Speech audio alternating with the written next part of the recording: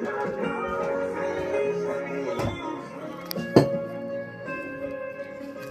car is still the same. Yeah. Let's go. Okay. So, hers isn't feeling too good tonight. I was sleeping as well.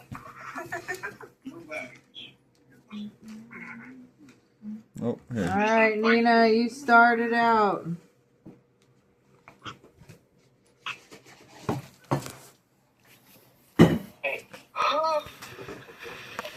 Nina, you're muted, dude. Oh, I go. Look a little more.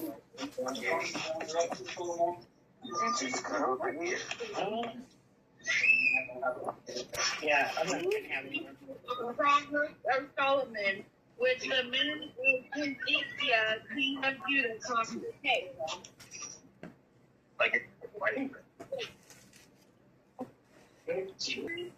Of God who concerns thee, that the glory of kings is preserved in power.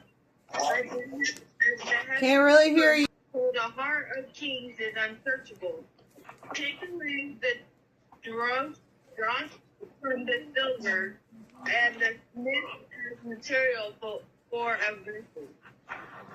Okay, Paisley, 1 through 4. These are more than Solomon's Proverbs. Hezekiah's men wrote them down when Hezekiah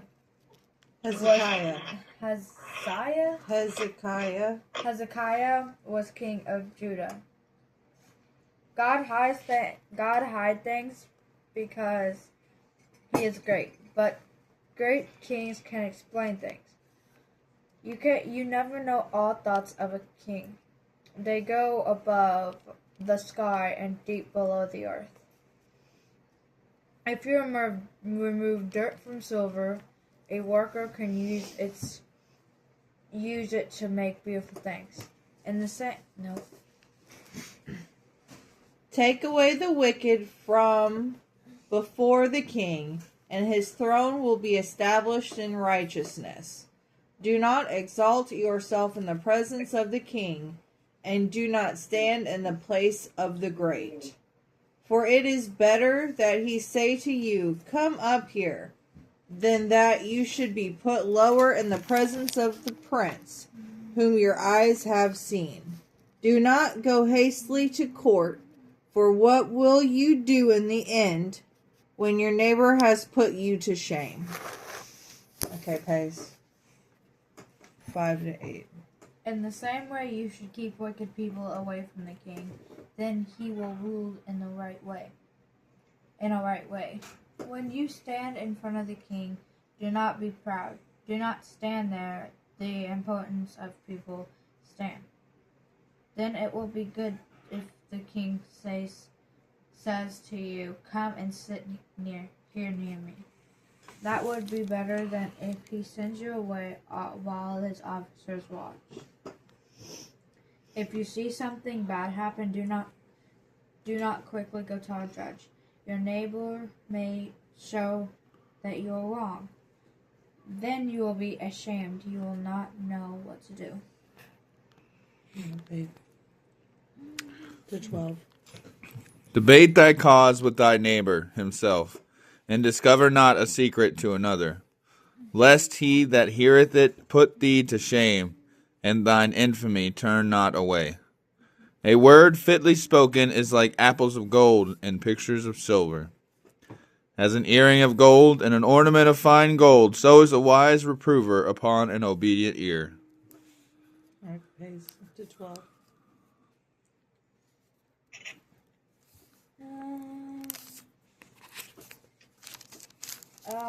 When a wise person warns you, that is also a beautiful thing. It is like a gold earring or gold necklace. When a faithful servant takes a message for his master will have peace in his mind. It will keep him cool, like in snow or in the middle of summer. Some people Wait, what are you? Yeah, I think you've 9 9 to to 12. 9 to 12? Yeah. Yes. Oh, I thought you meant like 12 to something else. No, 9 to 12. Okay. If you argue with your neighbor, do not tell his secrets to other people. Amen. If you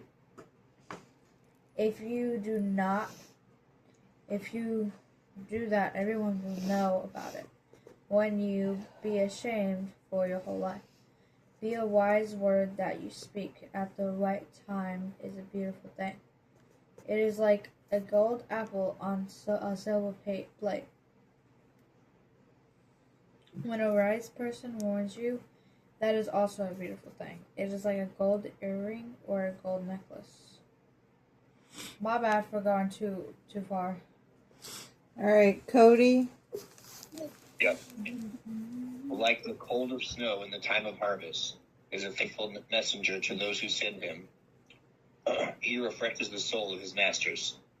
Like clouds and wind without rain is a man who boasts of a gift he does not give. With patience, a ruler may be persuaded, and a soft tongue will break a bone. If you have found honey, eat only enough for you, lest you have your fill of it and vomit it. Okay, Paisley. 13 to 16. 13 to 16. When a faithful servant takes his message for his master will have peace in his mind. It will keep him cool like snow in the middle of summer. Some people promise things, but they never do anything. Those people are like clouds and wind that do not bring any rain. Wait, to where? To 16. Right. If you are patient, you may take a ruler change in his mind. If you speak a quiet word, you can remove a difficult problem. When you find honey, never eat more than you need. If you eat too much, you will become very sick. Good job. Let your foot be seldom in your neighbor's house, lest he have his fill of you and hate you. A man who bears false witness against his neighbor is like a war club or a sword or a sharp arrow. Trusting in a treacherous man in time of trouble is like a bad tooth or a foot that slips. Whoever sings songs to a heavy heart is like one who takes off a garment on a cold day, and like vinegar on soda. Okay. Do not visit your neighbor's house too often. He may see you too much, and he will start to hate you. Some people may tell lies about their neighbor in court. Those people are like dangerous weapons and sharp swords or arrows. If you are in trouble and you trust someone who is honest, it will not help you. He will be useless and as bad as a bad tooth or a broken leg. If you sing a very sad man to make him happy, it will only give him more pain. It is like you are taking away his coat on a cold day, or you are putting vinegar on his wound. Do I do 21? No. If thine enemy be hungry, give him bread to eat, and if he be thirsty, give him water to drink. For thou shalt heap coals of fire upon his head, and the Lord shall reward thee. The north wind driveth away rain, so doth an angry countenance a backbiting tongue. It's better to dwell in the corner of the housetop than with a brawling woman in a wide house. All right, Pace. 21 to 24. If your enemy is Try again. If your enemy is hungry, give him something to eat. If he's thirsty, give him some water to drink. If you help him, he will become ashamed, and the Lord will bless you with good things. When wind blows from the north, it brings rain in the same way. When somebody tells other people's secrets, it brings anger. It is better to live on the roof of your house than to live with a wife who always argues. 25. No. No. Go ahead, Mama. 25 to the end. As cold waters to a thirsty soul, so is good news from a far country. A righteous man falling down before the wicked is as a troubled fountain and a corrupt spring. It is not good to eat much honey, so for men to search their own glory is not glory.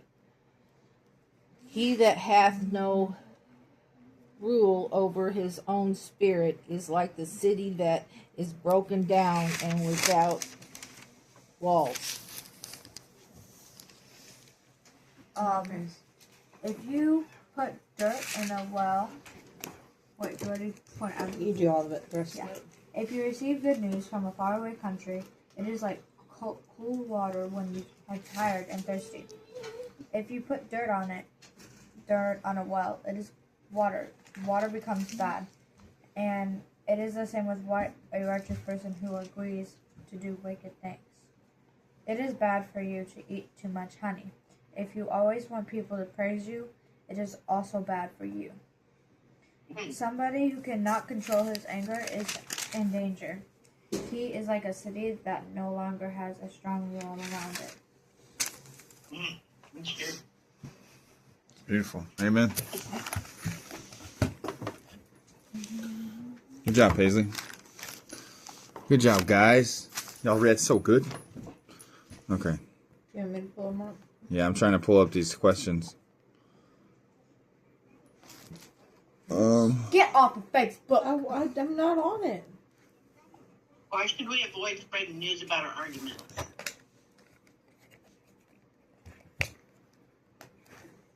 Is that the first question?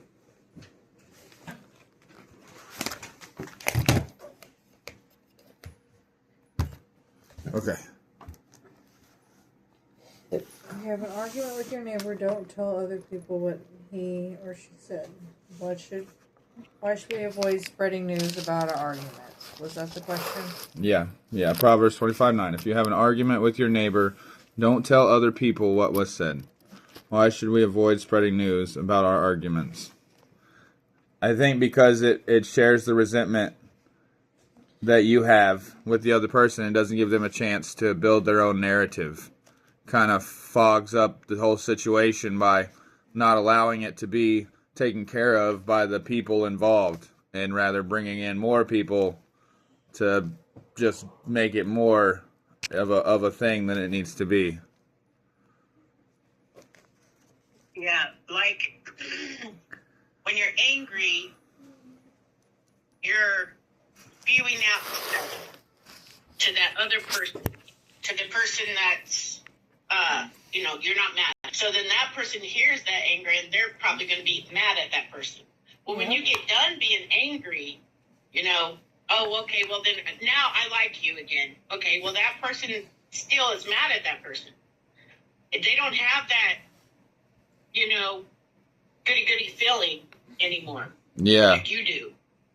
And so you keep putting bad stuff in that person's mind about the other person.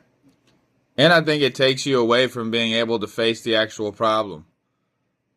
Because really the people who are involved, if you're involving other people, you're not talking to the person you should be talking to.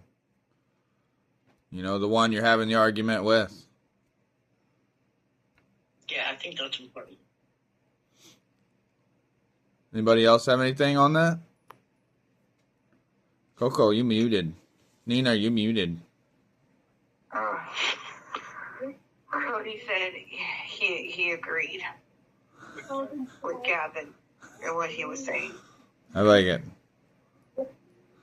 And Nina said, ah! Sorry.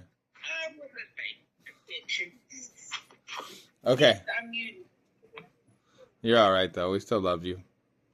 Okay, so this is the encourage. Wait, no. Who should we tell when we have an argument with another person? No one. Or God. Wait, God. God. That was literally about to say Cody that. said God. God. God. Jesus. That is was a God. God answer. So I disagree with the no one. Okay. I disagree. I disagree with the no one. I do believe that if you have a wise counsel, like for me, an elder in the church that is apart from the situation, Okay. I And do you should tell believe your that counselor. if you know that they are God fearing and they're are wise, you tell them and only them, because only if you're looking for instruction of what to do. I can If agree. you're looking for It says if to you're looking seek for instruction wise of counsel. what, It's yeah, in there. that's what I feel. It doesn't say don't go to no one. It says to go to the wise. Yeah. A neutral person is good advice as well, though. Yeah, that someone that's not in the midst of it. Yeah. Okay, so this is the encouragement game. Paisley, take this. Okay. All right. So we are going to. Isn't this supposed to go with the? Oh, the next one? Spoken at the right time? I think you're right. Yep, I think you're right. Let's ask these questions first, and then we'll go with that. You're right. Okay. So the right word spoken at the right time. Proverbs 25:11. The right word spoken at the right time is as beautiful as gold apples in a silver bowl. How can you use your words to make someone feel special, just like giving them a treasure?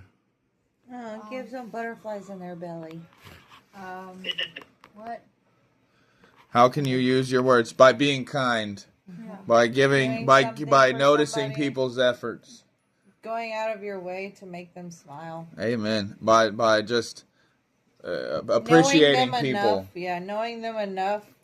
Getting to know them enough to where you know exactly what to do to make them smile. I feel like sometimes not responding to other people, like not getting angered and just being calm in high anxiety moments, is kind of a blessing. I wouldn't necessarily make them feel special, though. How can you use your words to make someone feel special, like giving them a treasure? Error in the brain error.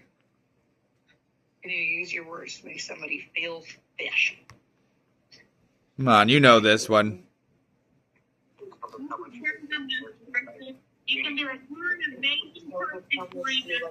You're the best teacher ever. See, you can Words of affirmation? I like it. Affirming words. I like it. Supportive talk. Get pushed. Affirmations.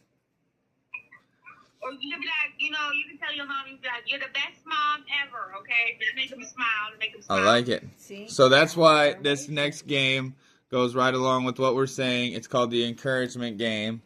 And so we're going to take this ginormous cross and we're going to hold on to it. Oh.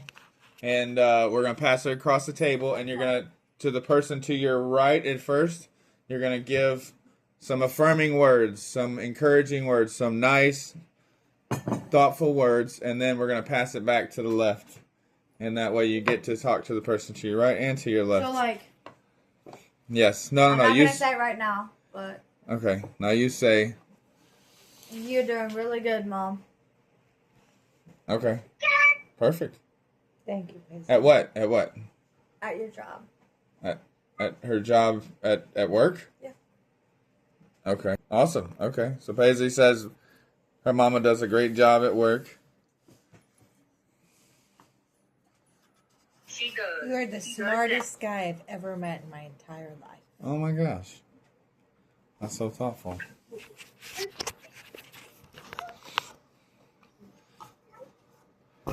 You are you work very hard to take care of Lee. And I honor your efforts. I know how difficult it can be. Thank you.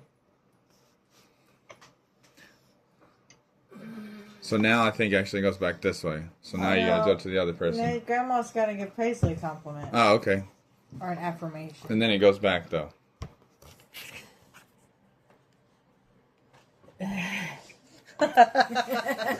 She's like, I got nothing nice to say about you. You're a sweet girl.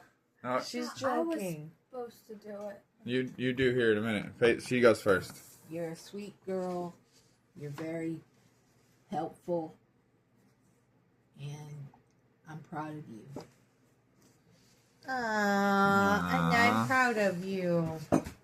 All right, now you give it Now back. you give it back to Grandma. Now you give it to Grandma, and then give her a word. You Kind gotta, words. you gotta give the cross to Grandma. Give it back to Grandma's.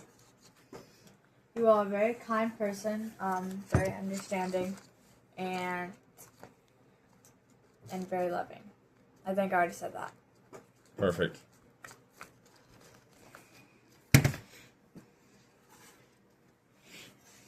You're a hardworking, family-loving man. Thanks, Mama. That was beautiful. All right.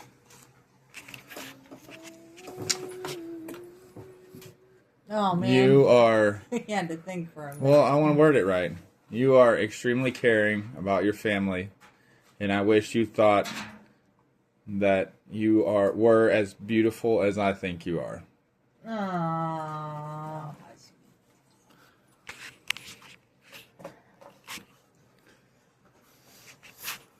You gotta give her one more. Yeah. You're the bestest, oldest daughter I could ever ask. Bestest, oldest daughter ever asked for. Thanks. You're so smart and beautiful and outgoing and courageous, and I just love you with my whole heart. All right. Love you too. All right, guys. I'm sorry, I can't find more inclusive games that include everybody. It's kind of hard to figure that Yeah, out. I can't give you guys the cross. I want to give you the cross. I feel like you guys might hand each other a metaphorical cross and give compliments to each other. I believe in you, Gavin. Oh, I believe in you. I need that. You, Gavin. So we can all do it. I need that. Put the cross right there in the camera, and then we'll just go me go to Cody and Cody to me, and then Nina to Mom and Mom to Nina. I like it. Do it. I will listen. We will listen. Okay. You first. Lovely wife. You are amazing, and you keep our house together. A lot of stuff wouldn't get done without you. And you push us all to be better. I love you. He hands you the cross. Wonderful husband. So make me better. And you love our family fiercely.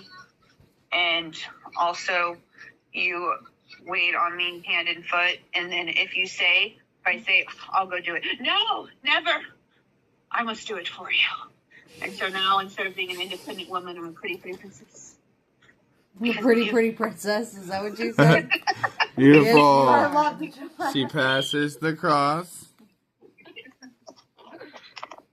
So, I love the way that you fight for your relationship with your siblings and your parents. That you do not give up. That you keep calling and calling and calling even when they don't want to answer the phone. Passing the cross. Answer the phone. I love how you're there for us no matter what you're doing. You put down everything that got going on for yourself. You always are there for your kids no matter what, and you don't ever leave us. Beautiful. Oh, you're gonna make me cry. Did you? So I sent it was like a little thing, and it says 5 questions that would make your husband cry. Now they didn't make him cry, but they made me cry, so it felt like that was false advertising. No, I think I also cried and just did not ask the questions. What were the questions? It was actually very good. You should definitely try it with your partner. It was cool. Okay, so question 3 is 25 Proverbs 25:14. People who brag about gifts they never give are like clouds and winds that give no rain. I like this one. I feel like I need to work on this one myself. I'm not gonna lie. Like, I am a very big boaster of myself. I've said so many times with so many things that I'm gonna work hard to get this done, and then I just don't. Like, and I lift myself up and let myself down by doing it. And I like this quote a lot. But the question is, what is a problem that comes from boasting about things you are going to do that you haven't already done? People could steal your idea. Or your... Gladly. True. Right? That Nobel Prize could be somebody else's. Right. Yeah. Yep. I also feel like it makes you feel like a failure, you know? Like, if you tell every single person you're going to do something and then you really just don't do anything about it, like, you haven't just failed yourself, you failed everybody. It also makes you like a liar. So anytime you tell somebody that you're going to do something, they don't ever believe you because you never said it before. So why would you do it now? True that. Good answer. You lose trust in that person. Good answer. Good answer. Becomes a I don't believe you anymore. Yeah. Absolutely. Also, Cody feels personally attacked. Yes. Huh? Cody feels personally attacked. He gave me an evil look. That sounds like a you, Cody. Sounds like a you. Not Hey, okay. Hey, this question, this verse attacked me. I mean, I felt personally attacked by this verse, that's for sure. Jesus There's a person here that personally attacked me too, okay? It was that you can't talk to nobody. Yeah. That sounds like an actual song. Avoid spreading that news. People who... Go ahead, I Mama. also think that there are times where people will go and say, hey, you know what? I'm going to get you such and such. And then you're like, oh my goodness, are you serious? And you're giving them kudos and everything else, and they don't get it. Yes, we've been a part of that. We've been a part of that. Yeah. Yeah, that definitely makes you distrust them too. Don't be a promiser of gifts that you'll never give. Amen. Yeah. I also feel like on some of it, though, is like knowing your limits, because sometimes you don't intend to do that. Yeah. Yeah, I can agree with that. You overreach what you're capable of, and then you get even harder on yourself because you feel like you failed, even though really you just put too much on yourself. Yeah. Yeah. So that's why you should be careful what you speak, and don't speak it unless you're absolutely 100%. Yeah, that's also true. That's also very true. Yeah. I can agree. It's like if you know you can only do this and this and this, then just do that. Don't promise to do you know what I mean? 15. Just do. Yeah. I guess. Like, I'm gonna do the whole house when really you can only do The one kitchen thing within the house. Yeah. Yeah. But sometimes you gotta tell yourself you can do the whole house just so you can get the whole. But don't tell everybody else. You tell yourself that. You don't tell anybody else. Yeah. Know your limits to outside of self. I like it. Motivation is... So you're like, I'm cleaning the whole house today. They're like, oh, good job for you. And then The devil takes my motivation. But you should work on that because you don't also want to let yourself down either. Amen. All right, so the next one is question 4. It speaks on Proverbs 25:20, which reads, "Don't sing songs to someone who is sad. It's like taking off a coat on a cold day or pouring vinegar on a soda." How should we treat someone who is sad? We should give them lots of love. We should leave them alone. Leave them alone. I think that's what it's speaking on the most, but not exactly leave them alone, but not be boastful with our happiness. You know, you can't be abundantly happy in the moment where somebody is sad. What? Yeah, because I can't believe Can't be it like said really in the happy Bible if you're sad. on on soda because it goes, it bubbles up. Yeah. Their sadness will increase then, The right? Yes. sadness will Yeah. start going to Oh, anger. man. Because, I mean, I don't think it's saying to not go in there and try to encourage them to be happy. I think what it's saying is don't go in there and ignore their pain. You know, if somebody's really, truly hurt, don't expect that you're going to be able to make them laugh so hard they forget they were hurt. New sweatpants. Quit. Acknowledge their sadness. Acknowledge their sadness. What can I do to help you? Yeah. Yeah. Yeah, I mean, he wants you to help, but he doesn't want you to ignore their pain. Yeah. Because some problems you can't fix, you know? Yep. Not with a joke. Like, not, or a song.